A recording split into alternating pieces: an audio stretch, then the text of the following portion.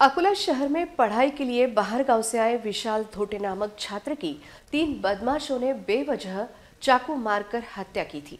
यह घटना नववर्ष के पहले दिन घटी थी।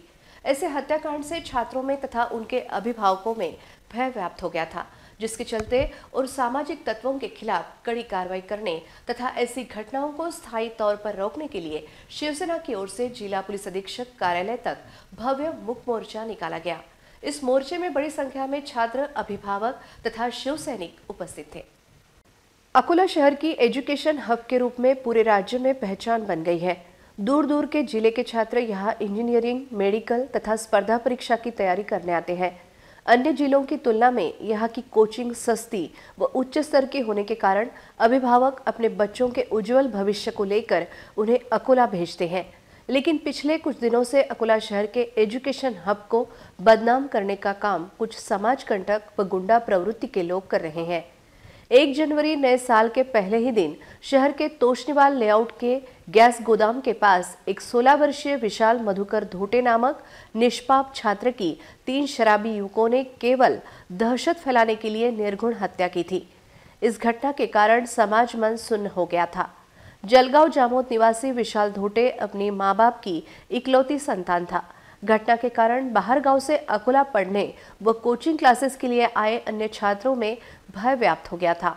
इन सभी छात्रों का ढांढस बढ़ाने के लिए तथा छात्रों का मनोबल बढ़ाने के लिए व शहर के समाज कंटकों पर अंकुश लगाने के उद्देश्य से शिवसेना उद्धव ठाकरे गुट की ओर से शहर के जवाहर नगर चौक के छत्रपति संभाजी पार्क से पुलिस अधीक्षक कार्यालय तक विशाल मुक मोर्चा निकाला गया। इस विशाल मोर्चे में बड़ी संख्या में नागरिक एवं शिक्षा संगठन तथा छात्र बड़ी संख्या में उपस्थित थे। विधायक नितिन देशमुख की अगुवाई में निकले इस मोर्चे में बड़ी संख्या में शिव सैनिक भी शामिल थे।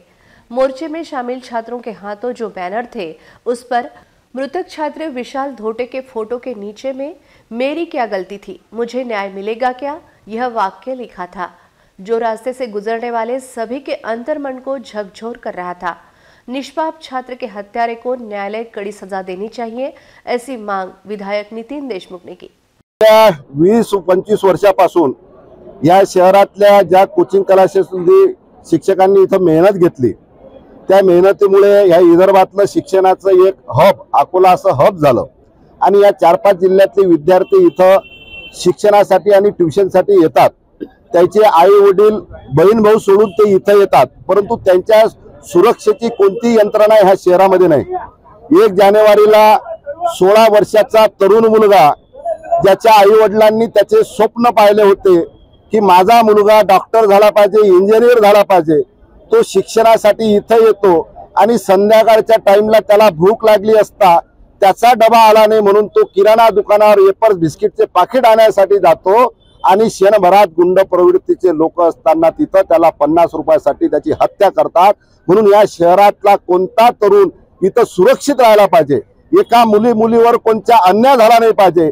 या अन्यायाच्या विरोधात आणि गुंड प्रवृत्तीच्या विरोधात ह्या मोर्चाचं आयोजन सर्व, जरी आज शिवसेना पुढाकार असेल, पक्षाचं जरी नाव असेल, परंतु कारण की कोणीतरी यासाठी पुढाकार घ्यायला पाहिजे म्हणून शिवसेनेने पुढाकार घेतला। परंतु सर्व जातीच्या सर्व धर्माचे विद्यार्थी विद्यार्थिनी ह्या मोर्चामध्ये सहभागी झाले, जेणेकरून ह्या विद्यार्थ्यांवर कधी अन्याय नाही झाला पाहिजे आणि कोणत्या मुलीवर अन्याय झाला तर शिवसेना त्याच्या पाठीशी खंबीरपणे, त्या कोचिंग क्लासेसच्या पाठीशी आणि विद्यार्थ्यांच्या पाठीशी खंबीरपणे याच्या पुढे उभी राहील।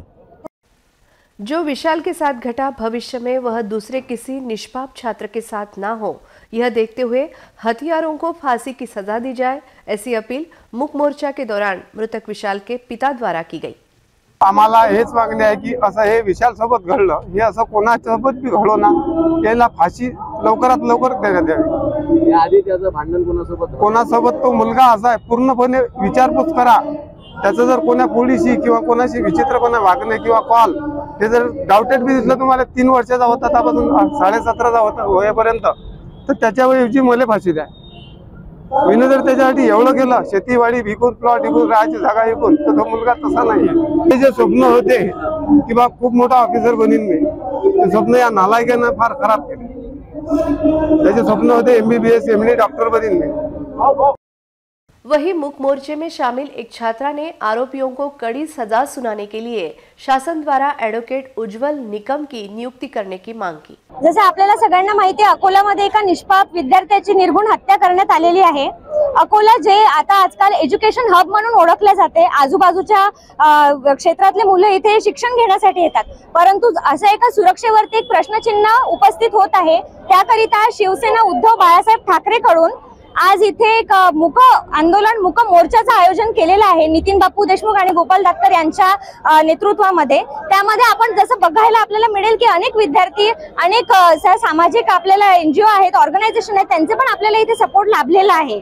तर इथे एक सुरक्षेवरती प्रश्नचिन्ह आणि आम्हाला प्रशासनाला हा जाब विचारायचा आहे की जर हे घडलेलं आहे तर याची तुम्ही सखोल चौकशी केली का, आणि तेच नाही तर या हजारो संख्येने इथे विद्यार्थी आहे त्यांच्या सुरक्षेचं काय।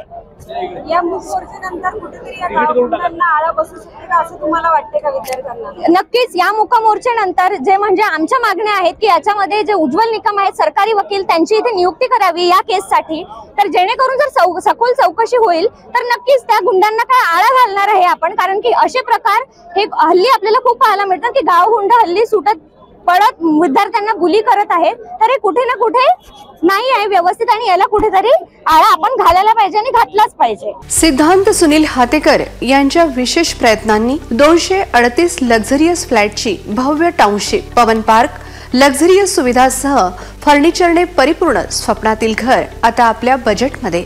वेधशाळेच्या मागे new Tapadia Nagar, Akola. Ready position 2 BHK luxurious flat, RERA registered project and no GST. Low cost project with high class features and amenities. Builder and engineer Sunil Hatekar presents Pawan Park. We build elegant homes. For more details 8983115132. Also scan QR code for site visit.